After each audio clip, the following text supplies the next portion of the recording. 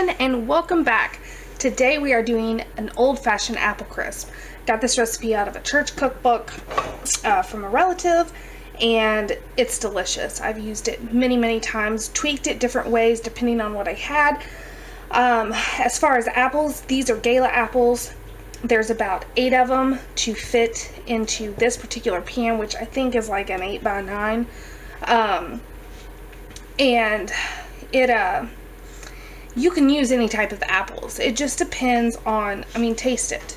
If it's really sweet, adjust the amount of sugar that you put in. If it's super sour, adjust the amount of sugar, It's real versatile. People, I know that certain apples go better with certain applications, but in the end, I've used the apples I've had on hand. I've not gone out and bought specific apples just for a recipe, and it always turns out great. Most of the time, all the time, better than expected. So, first thing we're going to do is our sauce for our apple crisp. So, in here I have 3 tablespoons of butter that I have melted, and I'm going to add in, as soon as I find my whisk. That is not my whisk. Okay. Oh, well, looks like my girls have stolen my whisk. So, put about a tablespoon of cornstarch in. We don't want it super thick like you would a apple pie, for instance, but you do want it to be saucy, and this will thicken up in the oven. I'm trying to decide if I want to add the tiny bit that's left in there. What the heck? We'll add it in. But I really didn't want to store that teeny tiny little bit. Okay. So to this, we're going to add a teaspoon of lemon juice, and you could use fresh lemon juice if you had it. These are kind of tart, so I don't want to add a ton, but I do still want it to have that little background note of lemon. Okay. And to that, we are adding a 1/4 cup of regular sugar.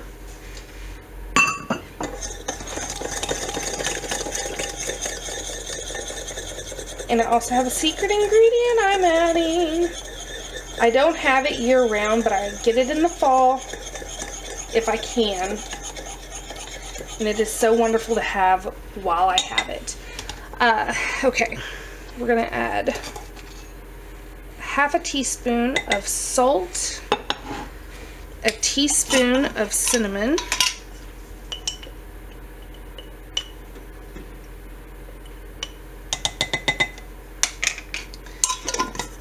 and a 1/4 teaspoon of nutmeg.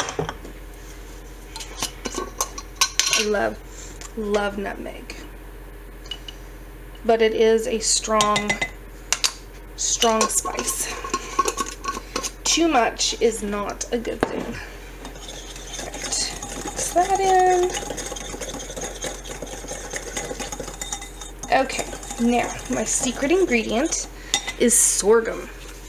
This stuff is so good. We have a sorghum festival in my hometown. Ugh, this stuff is amazing. Okay, so that was about 2 tablespoons. That's why, one of the reasons I only put in a 1/4 cup of sugar, because this is like a syrup, but it's I don't know how to describe it. It's like honey and molasses had a baby, and then you have sorghum. That's not how it's made, but that's kind of what it tastes like to me. Alright.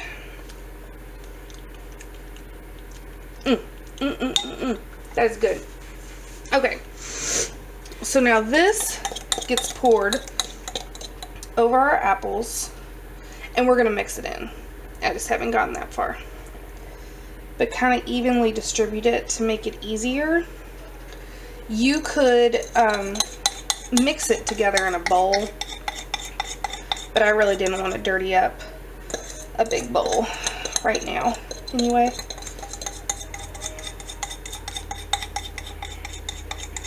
all that yummy stuff out. Okay, so while that's chilling,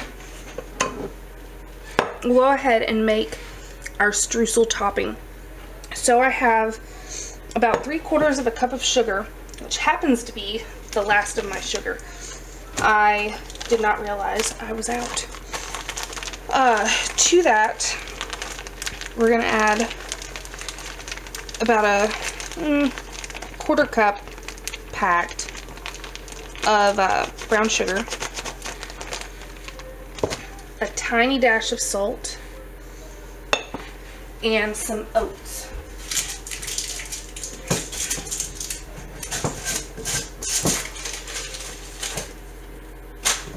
Bring my big jar over here. About a 1/2 cup, and I'm just gonna eyeball. These are instant oats, in case anyone's wondering.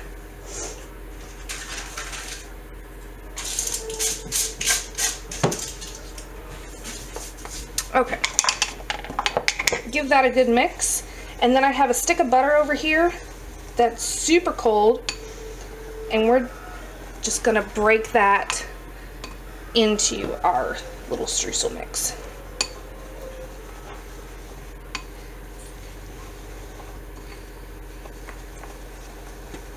I think I'm gonna add a little more sugar.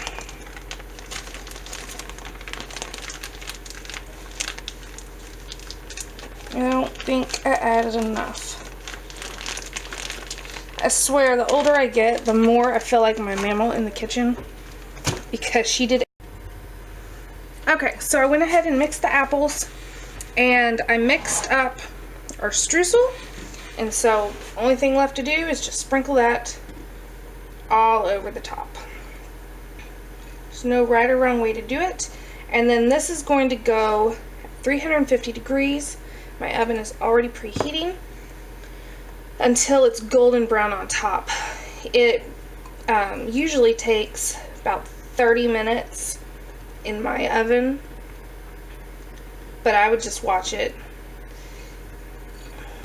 When everything's all golden brown and bubbly, you'll know it's done. Ugh, I cannot wait to have some of this.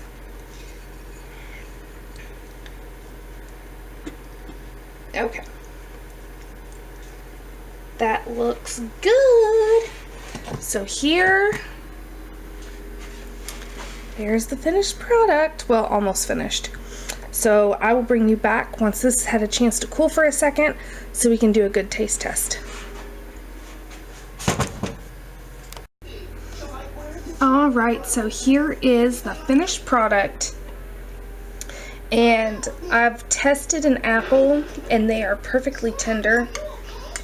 And I am going to give you another taste test with some of that topping.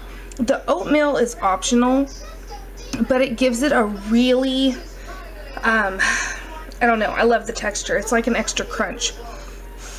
It's really good. Hot.